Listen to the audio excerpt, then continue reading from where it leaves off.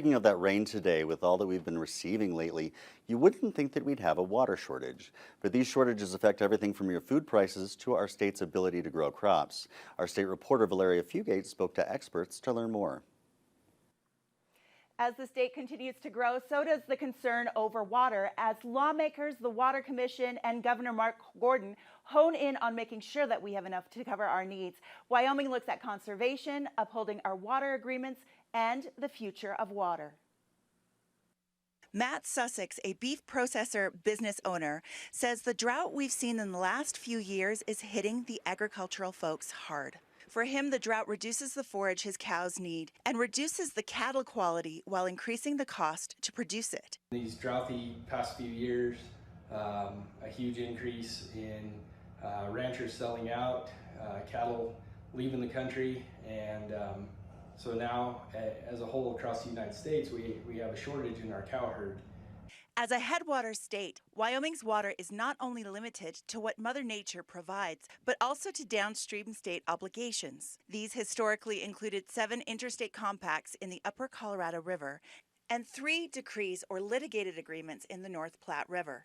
These compacts mandate water sharing with neighboring states. We have to meet our obligations, and that requires that we have a certain amount that we have to contribute to the system, even in the driest of years. Most compacts specify amounts and not percentages, which officials say could cause troubles in the future. There are some streams in our state that are regulated every year, which means there's not enough water to satisfy the demands of a particular stream. The Bear River, for example, that's a compact between Wyoming, Utah, and Idaho.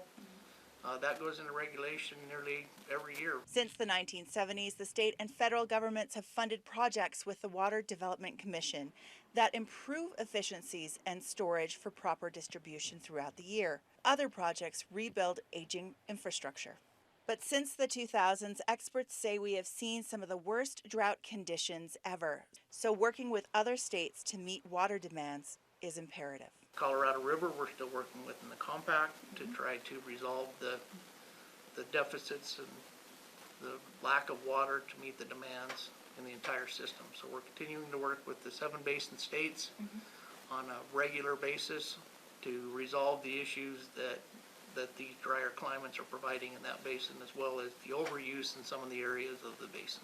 The drought trend has led to the Draft Supplemental Environmental Impact Statement, or the SEIS, or SACE of the 7. The study looks at the ways to address shortages and protect water infrastructure and safety, while helping the Bureau of Reclamation to ensure hydropower production and water in the Colorado River Basin.